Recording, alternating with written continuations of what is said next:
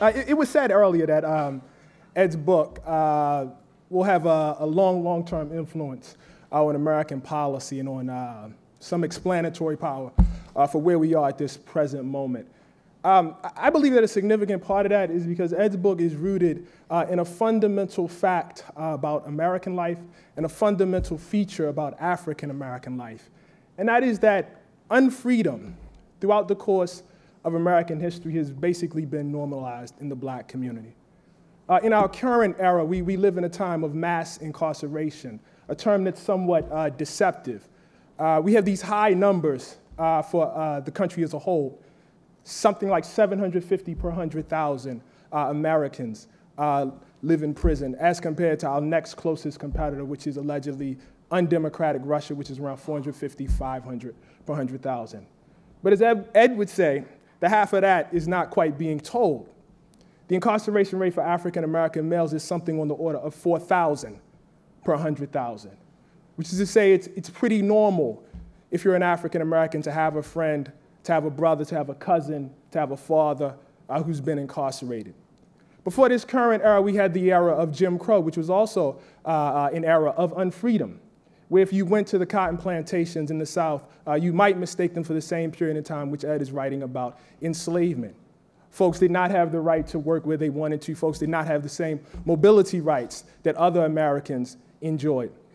And then before that, of course, we had the era of enslavement, which Ed so eloquently writes about in his book. And I think the important thing in connecting these three eras, and what Ed does in the book, is he points out that enslavement wasn't just a thing that happened. It wasn't just a mistake along the way towards building America. Enslavement is the road to which we got to America in the first place. Other historians have dealt with this in terms of the role of enslavement, in terms of establishing our democracy. But Ed does what any great journalist would do, even though he's a historian. Ed follows the money. And what he points out is that enslavement wasn't just a sin. It was a necessary sin to have the entire economic system of capitalism that we have today. And the way in which that sin was perpetrated, the way in which that system was set up, was not by asking people nicely. I think too often when people think about enslavement, they think of it as like summer camp where you have to do chores, but someone provides your food and your lodging. I don't know how many of you have read The Half Has Never Been Told, but it is a pretty tough book to get through. And that's because Ed is relentless about pointing out the methodology by which we extracted the wealth from African American bodies in this country, and that method was torture. So when you think about enslavement in this country, you need to think about 250 years of torture that made this country economically possible as it is. The book is called The Half Has Never Been Told, but I would like to say to Ed tonight, now it has been told. Thank you very much for that. It's an honor to be presented an award by Ta-Nehisi Coates and the entire list of judges, and I thank them. And it was an honor to be edited by Laura Heimert from Basic Books, who's over there somewhere. So I thank her.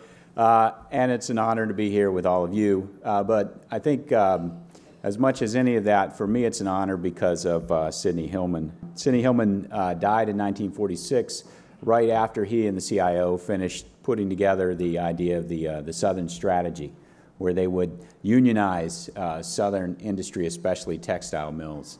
And my grandfather was part of that. He worked in a textile mill in Scottsville, Virginia, and he tried very hard to organize it. Then one night in about 1950, he came home and told my mother and his wife, my grandmother, and their kids that they were going to have to leave right then. And they packed up and left in the middle of the night. They had been threatened. They had to leave.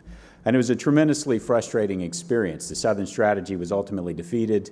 My grandfather was defeated. They were defeated really ultimately by this one force, the force that meant that white workers in the South chose not to join in unions with African American workers. They were defeated by white supremacy, the legacy of slavery. And for my grandfather, it was a part of a bigger series of defeats, but I think that one was the biggest, and his life ultimately spiraled out of control. As a consequence, my mother grew up in extreme poverty, and social isolation at times from other people in her community. But she took from that some important lessons, and lessons that she tried to pass on to me and my siblings. One of them was that unions were good, and I'm a former UFCW member, so I want to point that out. And another was that white supremacy was foolish and ultimately a futile way to live one's life. And she tried to, and has tried to enact that in her own life and teach that to her children. So now I've written this book about slavery, and I want to say that although all the things that Ta-Nehisi Coates said, I think in the sense of the book presenting the elements of slavery that are the harshest, that are in many ways the most crucial to the construction of the capitalist system in the U.S. There's another side of that story too, and there's a side that should give us tremendous hope, because enslaved people in the United States hoped against all of the odds. They survived against the odds. I try to document this in the book. They refused to believe the things that they were told about the inevitability of the system that surrounded them and stole from them every day. And one day, when the time was right and the opportunity was there, they seized freedom for themselves. And that should give us all hope. That should teach us that great power can be resisted, that what seems inevitable is not necessarily inevitable, that it can be transformed.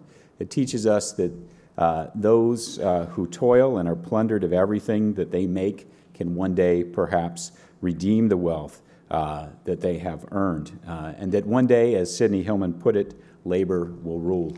Thank you.